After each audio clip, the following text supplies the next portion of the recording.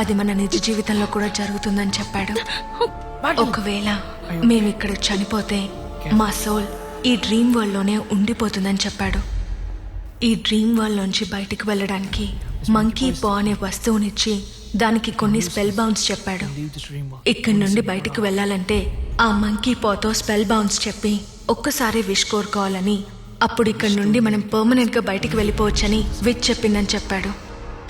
Robert ఊరు నుంచి రాగానే ఆ సోల్జర్ రాబర్ట్ కి జరిగిందంతా చెప్పాడు.